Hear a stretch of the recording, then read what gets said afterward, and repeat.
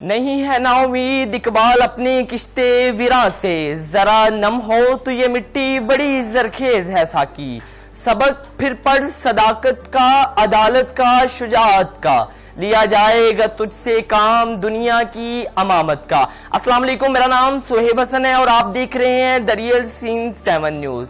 ذرا ایک لمحے کے لیے اپنی آنکھیں بند کریں اور اپنے بچپن کو یاد کریں، وہ وقت یاد کریں جب آپ کے ذہن میں روزانہ سینکڑوں سوال پیدا ہوتے تھے۔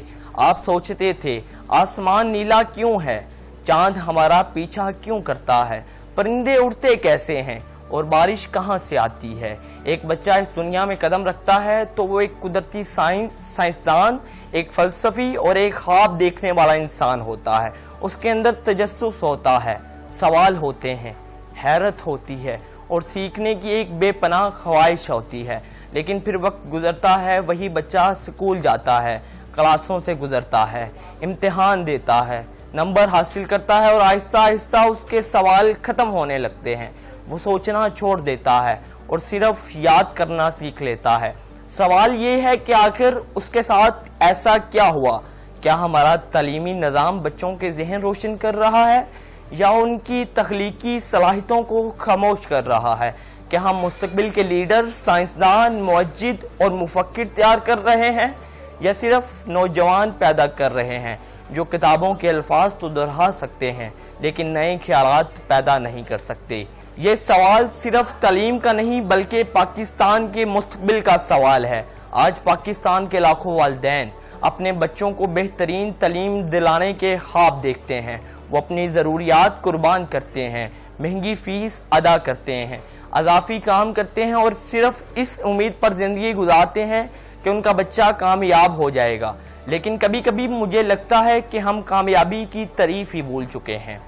ہم نے کامیابی کو صرف ڈگری، نوکری اور تنخواہ تک محدود کر دیا ہے۔ ہم نے یہ پوچھنا چھوڑ دیا ہے کہ ہمارا بچہ خوش بھی ہے، کیا وہ واقعی اپنی صلاحیتوں کے مطابق ترقی کر رہا ہے، کیا وہ زندگی کے مسائل کو سمجھنے اور حل کرنے کی صلاحیت حاصل کر رہا ہے۔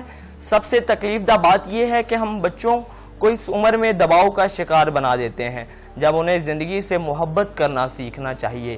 4 یا 5 سال کا بچہ جس کے ہاتھوں میں کھلونے ہونے چاہیے، اس کے کندھوں پر سکول بیگ لٹکا دیا جاتا ہے، جسے درختوں کے نیچے کھیلنا چاہیے، اسے کلاس روم کی 4 دیواری میں بٹھا دیا جاتا ہے، جسے سوال پوچھنا چاہیے، اسے جواب یاد کروائے جاتے ہیں اور پھر ہم حیران ہوتے ہیں کیا ہمارے بچے تخلیقی کیوں نہیں ہیں، ان میں اعتماد کیوں نہیں ہے، وہ بڑے ہو کر نئے خیالات کیوں پیدا نہیں کرتے۔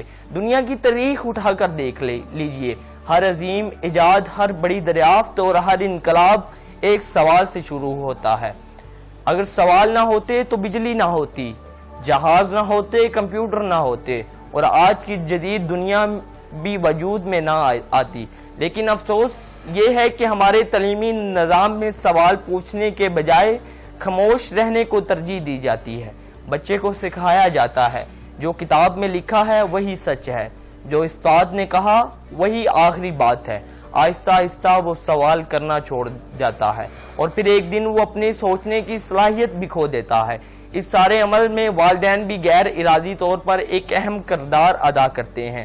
ہم اپنے بچوں سے کہتے ہیں ڈاکٹر بنو، انجینئر بنو، سرکاری افسر بنو۔ ہم ان کے خواب نہیں سنتے بلکہ اپنے خواب ان پر مسلط کر دیتے ہیں۔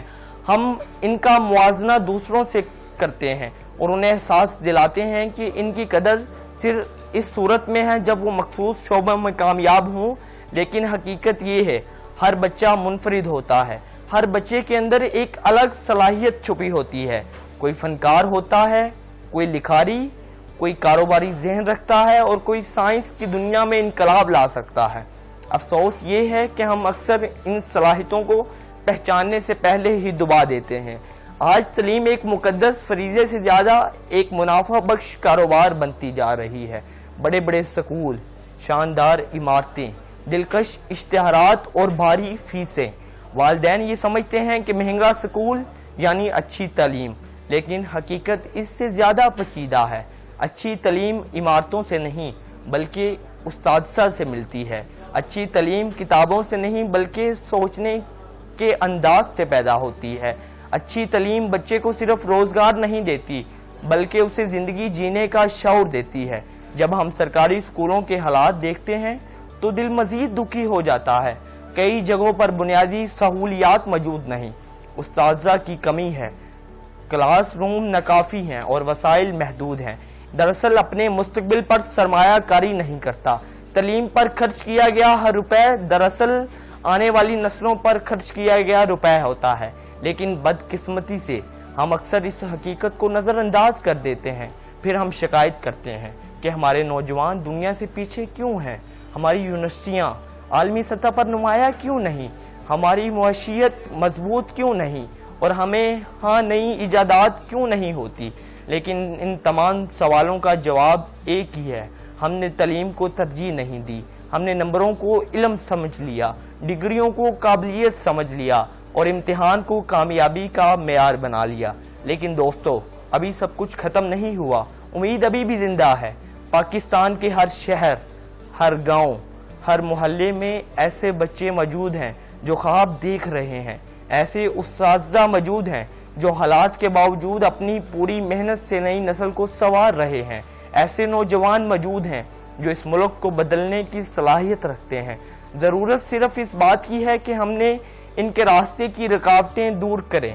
ہم ایک ایسا تعلیمی نظام چاہیے جو بچوں کو رٹانے کی بجائے سوچنا سکھائے، جو خوف کی بجائے اعتماد پیدا کرے، جو مقابلے کی بجائے تخلیق کو اہمیت دے اور جو بچوں کو صرف نوکری کے لیے نہیں بلکہ زندگی کے لیے تیار کرے۔ ہمیں ایسے سکول چاہیے جہاں سوال پوچھنا جرم نہ ہو بلکہ حوصلہ افزائی کی جائے۔